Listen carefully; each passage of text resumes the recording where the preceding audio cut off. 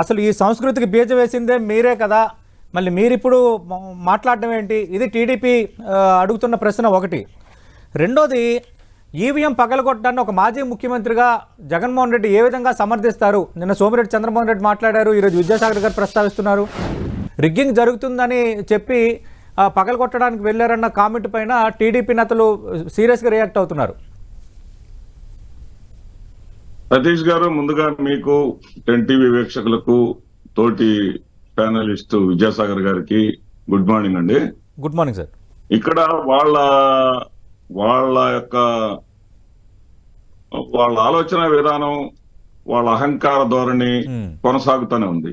మాజీ ముఖ్యమంత్రిని పట్టుకొని ఏకవచనంతో వాడు వీడు అనేటటువంటి భాష ఉపయోగిస్తా ఉన్నారు. వాళ్ళ విజ్ఞత అది వాళ్ళకి. ఎందుకంటే వాళ్ళ పై నాయకుల నుంచి వచ్చినటువంటి సాంప్రదాయం అది. అదే సాంప్రదాయాన్ని డిబేట్స్ లో కూడా వీళ్ళు కొనసాగిస్తా ఉన్నారు. సరే, నేనేమంటున్నానంటే, అసలు నిన్న జగన్మోహన్ రెడ్డి గారు ములాఖత్ పెట్టుకుంటే జగన్మోహన్ రెడ్డి గారు ములాఖత్నే ఆపేయాలని చూశారు. జగన్మోహన్ రెడ్డి గారు బయలుదేరి సగం దూరం వచ్చిన తర్వాత కాకాణి గోవర్ధన్ రెడ్డి గారికి ఫోన్ చేసి, మీ ములాఖత్ క్యాన్సిల్ అయిందండి, మీరు రావద్దు అని చెప్పారు. అంటే మాదిరెడ్డి గారు ములాఖత్ అంశాన్ని ప్రస్తావించారు కాబట్టి నేను మీకు ఒక వివరణ ఇవ్వదలుచుకున్నాను. నిన్న హోంమంత్రి అనిత ఆమె కొన్ని కామెంట్స్ చేశారు. ఆమె చెప్పింది ఏంటంటే, ఆల్రెడీ పిన్నెల్లి రామకృష్ణారెడ్డికి ములాఖతులు ఎన్ని ఛాన్సులు ఉంటాయి, ఆ ఛాన్సులు మొత్తం ముగిసిపోయాయి. అయినప్పటికీ కూడా ఒక మాజీ ముఖ్యమంత్రిగా జగన్మోహన్ రెడ్డి కలవాలని అనుకుంటున్నారన్న ఇన్ఫర్మేషన్ వచ్చిన తర్వాత అనుమతి ఇవ్వమని చెప్పాము, మేము అనుమతి ఇచ్చాము. ఇది ఆమె నేను ఇచ్చిన వివరణ సార్. అది పచ్చాబద్ధము. రేపు నేను, అదే విధంగా ఒక మాజీ జెడ్పీటీసీ, మరొక మాజీ డైరెక్టరు, ముగ్గురు ములాఖత్ మాకు ఇచ్చారు, మేము వెళ్ళబోతా ఉన్నాం. ఇవన్నీ అబద్ధాలు, మీడియా సాక్షిగా అబద్ధాలు చెప్పే వాళ్ళ సంగతి కాసేపు పక్కన పెట్టండి. విషయానికి వస్తే, ములాఖత్ క్యాన్సిల్ చేశామని చెప్పిన వాళ్ళు, సరే మీరు క్యాన్సిల్ ఇచ్చుకుంటారు, మీ అనవసరం అండి, మేము బయలుదేరాము, అక్కడ జనం కూడా వచ్చి ఉన్నారు అంటే వాళ్ళు చెప్పిన కారణం అదే. విపరీతంగా జనం వచ్చారండి, ఇంతమంది జనంలో మేము ఇవ్వలేము అని చెప్పారు. సరే, జనం వచ్చి ఉన్నారు, ఆ జనానికే మేము ప్రెస్ మీట్ పెట్టుకొని వెళ్ళిపోతాం అని చెప్పేసి అంటే, మళ్ళీ ఏమనుకున్నారో 10 నిమిషాల్లో, సరే రండిలే సార్, ఓకే అన్నారులేండి. అంటే పోలీసులు గాని, వ్యవస్థ గాని వాళ్ళ కంట్రోల్లో వాళ్ళు ఇండివిజువల్ గా చేయటం లేదు. పైన ఏదో ఆర్డర్స్ వస్తే ఆర్డర్స్ ప్రకారం చేస్తా ఉన్నారు అనేది తేటతెల్లమవుతున్నటువంటి అంశం. మాదిరెడ్డి గారు, ఇక రెండోది, ప్రధానంగా ఈవీఎం పగలగొట్టడం మాజీ ముఖ్యమంత్రి జగన్మోహన్ రెడ్డి ఎలా సమర్థిస్తారు? ఇది టీడీపీ అడుగుతున్న స్ట్రైట్ క్వశ్చన్. రిగ్గింగ్ జరుగుతుందని తెలిస్తే సంబంధిత అధికారులకి కంప్లైంట్ చేయొచ్చు, దానికి ఒక ప్రొసీజర్ ఉంటుంది. కానీ ఈవీఎం పగలగొడతారా? 4 సార్లు గెలిచినంత మాత్రాన, ఎమ్మెల్యే అయినంత మాత్రాన ఈవీఎం పగలగొడతారా? ఈవీఎం ని పగలగొట్టడాన్ని జగన్మోహన్ రెడ్డి గారు సమర్థించలేదు. అక్కడ జరిగింది ఏంటంటే, ఈవీఎం ఏదైతే అక్కడ రిగ్గింగ్ జరిగిందో, రిగ్గింగ్ అనేక రకాలైనటువంటి ఫిర్యాదులు పోలీసు డిపార్ట్మెంట్ వారికి ఇచ్చినప్పటికీ కూడా ఎవరు పట్టించుకోకపోతే లోపలికి వెళ్లాల్సి వచ్చింది అనేటటువంటి అక్కడ కాంట్రవర్ట్ పొజిషన్ అక్కడ చెప్పారు, ఆయన వివరించారు. అంతేకాకుండా ఆ కేసు మీద బెయిల్ వచ్చింది ఆయనకు ఆల్రెడీ. ఈవీఎం పగలగొట్టినటువంటి కేసు మీద బెయిల్ వచ్చింది. సిఐ నారాయణ గారిని పగలగొట్టిందే నిజం కాదా అని చెప్పేసి ఇప్పుడు విద్యాసాగర్ గారు అన్నారు. కారంపూడి వచ్చి కనుక్కోమనండి, పచ్చి అబద్ధం అది. ఆయన మీద ఎవ్వరూ దాడి చేయలేదు. ఆయన మీద అప్పటికప్పుడు అనుకోని మాదిరెడ్డి గారు బెయిల్ వచ్చింది కాబట్టి ఈవీఎం పగలగొట్టడంలో తప్పులేదంటారా? ఏమంటే ఈవీఎం ను పగలగొట్టడంలో తప్పు ఉందనేటటువంటి మీరు, అంతకు ముందు జరిగినటువంటి కనీసం దళితుల్ని, బీసీ వర్గాల్ని పోలింగ్ స్టేషన్ కి రానియకుండా తరిమి వేయటంలో తప్పు లేదా? మాదిరెడ్డి శ్రీనివాసరెడ్డి గారు, లోపలికి ఎంటర్ తప్పు లేదా? మాదిరెడ్డి శ్రీనివాస్ గారు, ఇక్కడ ఇష్యూ ఏంటంటే ఈవీఎం పగలగొట్టారన్న దాని మీద ఇష్యూ, మేజర్ ఇష్యూ దాని చుట్టూ ఉన్నది. మీరు దానికి తప్ప కారణాలు మీరు చెప్తున్నారు. అలానే ఈవీఎం పగలగొట్టడానికి సమర్థించుకుంటున్నారా? చెప్పనండి వీళ్ళని. ఈవీఎం పగలగొట్టారనే అంశం మీద బెయిల్ వచ్చిందా లేదా? విద్యాసాగర్ గారు, బెయిల్ వచ్చింది కదా.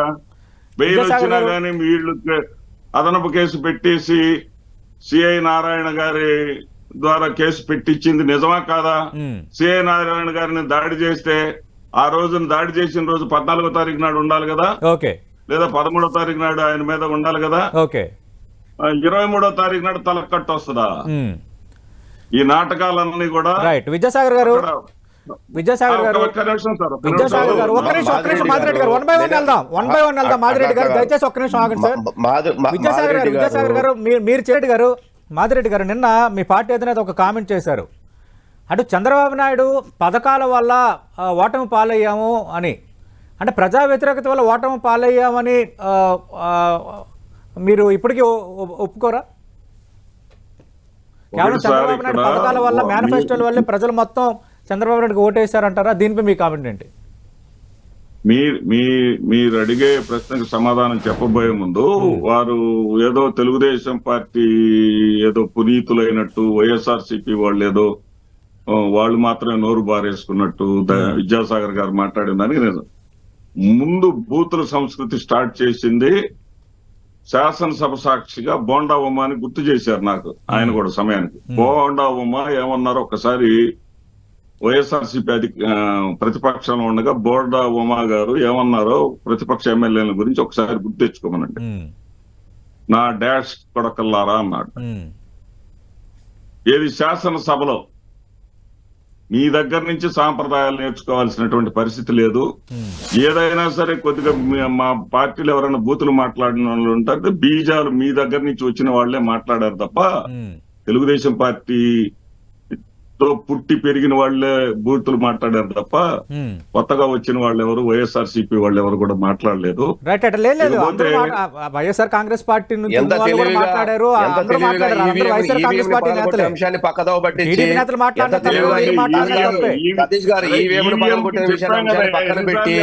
ఎంత తెలివిగా డిబేట్ చేయాలో మాదిరెడ్డి గారు అంత తెలివిగా డిబేట్ చేస్తున్నారు. విద్యాసాగర్ గారు ఒక్క నిమిషం. మాదిరెడ్డి గారు నేను మీకు ఒక ప్రశ్న అడిగాను సార్. నేను మీకు ఒక ప్రశ్న అడిగాను, అంటే కేవలం చంద్రబాబు నాయుడు పథకాల వల్ల వాళ్ళు విజయం సాధించారు అని ఒక కామెంట్ చేశారు. ఇక్కడ మా ఫుడ్ స్టెప్స్ లోనే అడుగు పెడుతున్నటువంటి చంద్రబాబు నాయుడు గారికి అభినందనలు. చంద్రబాబు నాయుడు గారు ఏదైతే మొట్టమొదటి జగన్మోహన్ రెడ్డి గారు అధికారంలోకి వచ్చిన వెంటనే పెన్షన్స్ మీదే దృష్టి సారించారు, అదే విధంగా పెన్షన్స్ మీద మాత్రమే ఆయన దృష్టి సాధించి మా విధానంగా మా హయాంలో మేము నియమించినటువంటి 134,000 మంది సచివాలయ ఉద్యోగస్తుల ద్వారా పెన్షన్స్ ఇవ్వగలిగారు. అయితే 2 రోజుల్లో ఇచ్చేసి 3 రోజుల తర్వాత పెండింగ్ లో ఉన్నటువంటి వాళ్ళు అయిపోయినాయి, వెనక పంపించేసాం లేవని చెప్పేసి దాదాపు 72,000 మందికి పెన్షన్స్ ఆపారు. ఆ 72,000 మందికి మరి ఇస్తారో లేదో కాలం చెప్పాలి. మా ఫుడ్ స్టెప్స్ లో వెళుతూ ఉన్నటువంటి సందర్భంలో జగన్మోహన్ రెడ్డి గారు ఏమన్నారంటే, మీరు మా స్టెప్స్ లో మీరు వస్తున్నారు కాబట్టి ఏది మీ హయాంలో అమలులో ఉన్నటువంటి మీ పథకాన్ని మేము టెన్షన్ గా స్టార్ట్ చేశాం, మా హయాంలో అమలులో ఉన్నటువంటి పథకాలను కూడా మీరు టెన్షన్ గా స్టార్ట్ చేయండి. అంటే మాదిరి శ్రీనివాస్ గారు నేను అడుగుతుంది అదే, అంటే కేవలం చంద్రబాబు నాయుడు ప్రకటించిన పథకాల వల్లే మీరు ఓడిపోయారా? అసలు ప్రజా వ్యతిరేకత మీపై లేదంటారా? నిన్న మీ పార్టీ అధినేత కామెంట్లు ఎట్లా చూడాలి సార్? ఇక్కడ ఒక చిన్న విషయం సార్, ఒక చిన్న పోలికతో మీకు చెప్తా. 2 చీరలు ఒక షాప్ లో ఉచితంగా ఇస్తున్నారు సార్. 2 చీరలు కాకుండా ఇంకొక షాప్ లో 3 చీరలు ఉచితంగా ఇస్తా ఉన్నారు. 2 చీరలు ఉచితంగా ఇచ్చే వాళ్ళని చెడు అనరు ఇక్కడ.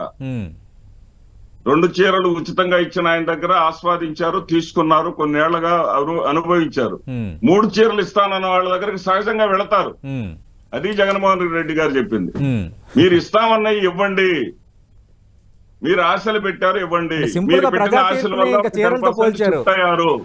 మీరు పెట్టిన ఆశల వల్ల ఒక 10% షిఫ్ట్ అయ్యారు. ఆ షిఫ్ట్ అయిన వాళ్ళ ఆశల మేరకు మీరు పని చేయండి. మా మీద దాడులు ఈ చేయటం కాదు పరిపాలన అంటే. రైట్. విద్యాసాగర్ గారు చంద్రబాబు నాయుడు